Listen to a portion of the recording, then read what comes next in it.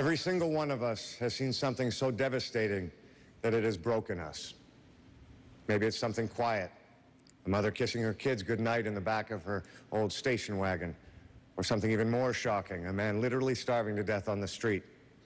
And when we see things like this, most of us feel it deeply. But we manage to pull ourselves back together and go on with our lives.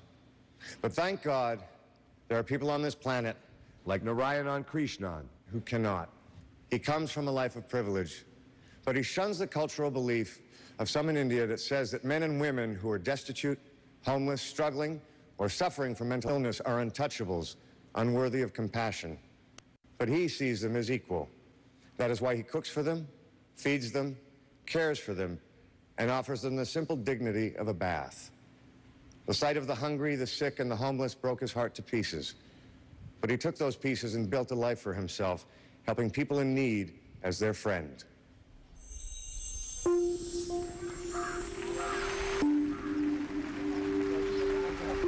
I saw a very old man. He was eating his own human waste for hunger.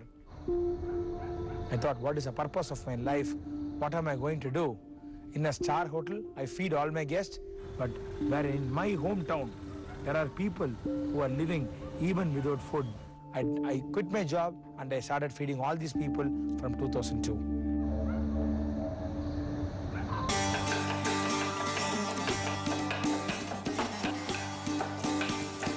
Today morning we made Venpongal and Sambar. Venpongal is a blend of rice and dal, and for the lunch we made tomato rice and sabji.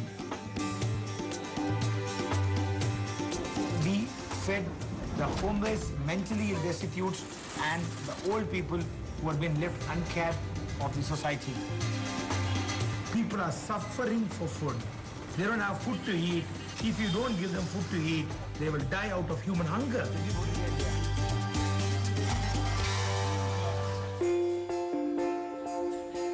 I cut their hair, I give them a shave, I give them bath. For them to feel psychologically that they are also human beings, there are people to care for them, they have a hand to hold, hope to live. Food is one part, love is another part. So the food will give them physical nutrition, the love and affection which you show will give them mental nutrition. Brahmins are not supposed to touch these people, clean these people, hug these people, feed these people. Everybody has got 5.5 liters of blood. I am just a human being. For me, everybody are same. What is the ultimate purpose of life is to give. Start giving. See the joy of giving.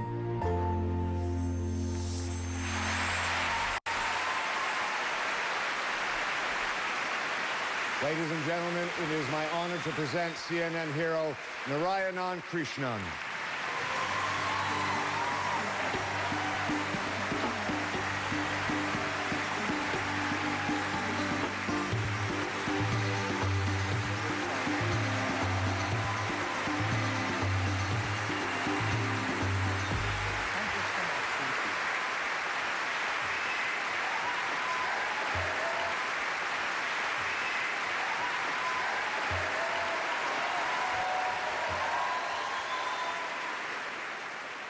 Warm good afternoon to everybody. I'm very happy to be here with the wonderful arrangement made by TEDx Gateway. Hope you all enjoyed your lunch. Because whenever I see anybody, I don't ask them how you are. I ask them, did you eat your food? I just wanted to share some real life story which happened in my life. I had a very good school and college days. I did not disturb my professor in the school and college. I was working for a 5-star group of hotels in Bangalore. It was very nice. Seeing the job, seeing the work performance, they were supposed to send me to Europe on a 4-year bond. When I called my house in Madurai, I told my mom that I'm going to go to Europe. She said, take about 4 days leave and come and be with us. Let us go and do some pujas in the temple. So I came to my hometown in 2002. I was driving the car. My father was sitting near me, and my mom and my sister. While we were going towards the temple, I saw a very old man having his own human waste for hunger. He was literally eating his own human waste on the road. I have never seen such a situation in a television or read in a newspaper. I immediately stopped my car and went to the nearby hotel and asked what is available. They said idlis. I bought 4 or 5 idlis and gave it to that old man with a bottle of water. Within seconds, that old man had those idlis and gave me a look of gratitude. His eyes was filled with tears. It was a silent revolution of self-realization which made me to think, what am I exactly doing? I went back to the temple, and I was not able to worship God. I did not know what exactly was going on. I again came back to my house, made some curd rice, and gave it to him that afternoon. He had it with full of joy and no words. He did not say anything to me. So the 4 days when I was in my holiday, I was doing that. And again, I went back to my hotel, and I was totally restless, and I was not able to do anything there. I quit my job. I came back to my hometown. With the little amount of savings I had, I slowly started feeding all those people, mentally ill people and old people who are being left uncared on the road. Nowadays, we have Blueberry, Blackberry, and a lot of mobile phones. Those days, only landline. My friends who went to the Europe called up the landline, and they spoke to my dad saying that Krishnan did not come. He got frightened. My mom and dad got really disturbed, and they went to their friends and relatives to ask exactly what was going on to me. And their friends and relatives guided my father and mother to take me to a psychiatrist, put me under medication for some time, or take me to a priest where somebody would have done black magic in the family, and if they do some puja, it will go away. And I told my mom, without you, I am not in this world.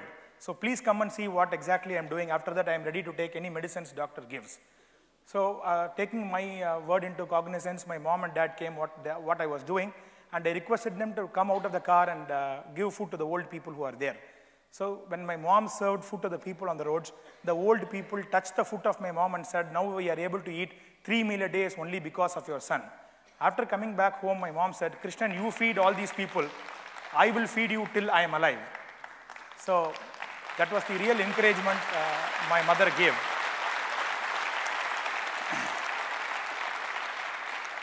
Slowly, I had a kitchen with a few helpers, and so slowly started feeding, cooking food and distributing to all the people on the roads. I was very particular to distribute food for mentally ill people and old people who are being left uncared.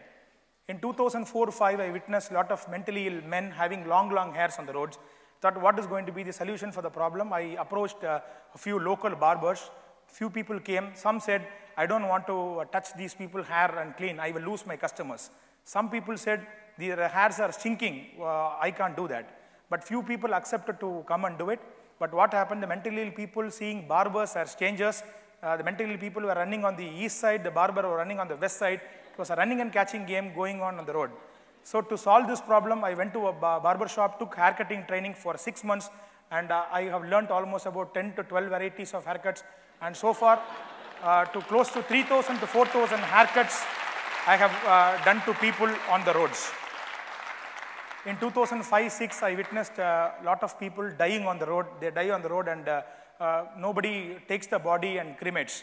So to solve that problem, I slowly started cremating dead bodies on the road, and so far I have cremated 456 dead bodies left uncared on the road. In my association, in the Brahmin community, they said, you are a grandson of great Krishna Iyer and grandson of Venkatrama Iyer, you are not supposed to do this. Being a Brahmin, wearing sacred thread, you are not supposed to do it. You are from a very big community. I said, if this sacred thread is going to stop the service, what I am doing, I don't want to wear it. In 2005-06, I removed the sacred thread and put it in the fire. I am not a Brahmin now. I am only a human being. If any caste, creed, or color is going to stop my service, I don't want to be. If people are going to say human beings are not supposed to do it, I am going to declare I am an animal and I want to help only my people. Again, in 2007-08, I witnessed a lot of mentally ill women are being taken for a ride by the society, and they are being harassed. They give birth to kids on the road.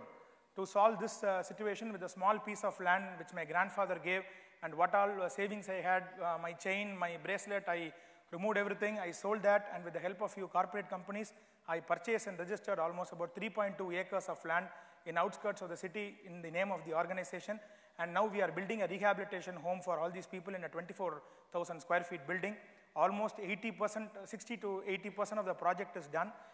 Every brick by brick, granule by granule, we are being able to do it only by the support of public donations and well-wishers from all over the world. I can tell you, once when that project is over, Madurai district will be free of mentally destitute and old people on the road.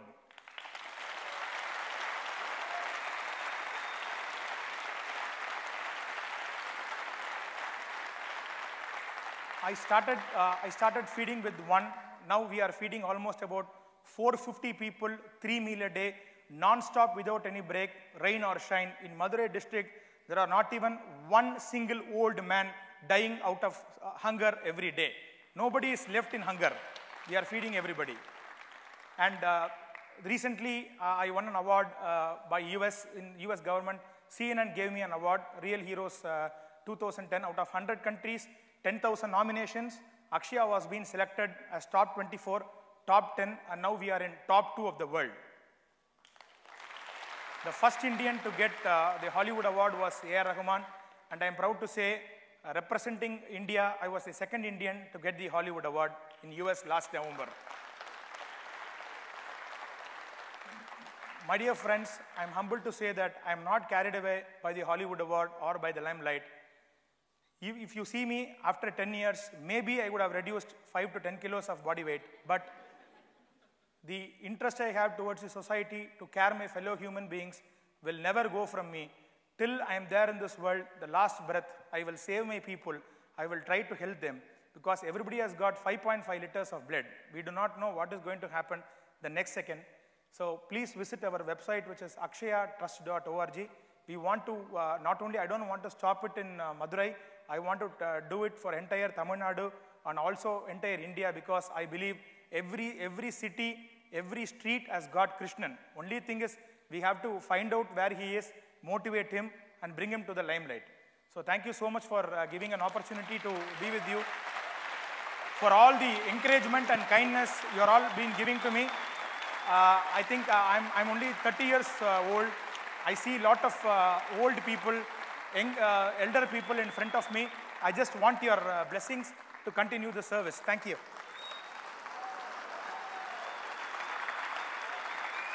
Thank you, sir.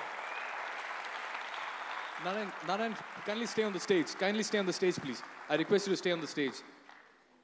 It's very important that today, as an individual, more importantly as a son, he feels vindicated about his decisions and his parents feel proud about his endeavors as well. It's a very special moment for a certain Krishnan, but more importantly, it's a very special moment for somebody else as well. So could you please call upon on stage? Please. His father is present over here. I've also brought my father today. First time he is coming to Mumbai. Sir, can you please come on stage, sir?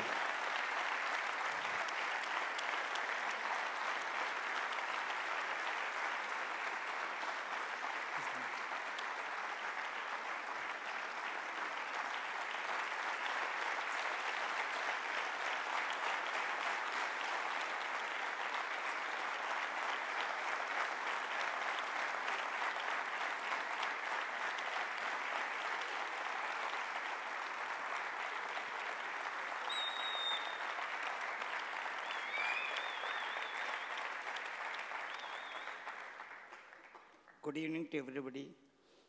I am very much proud of having my son, Mr. Krishnan.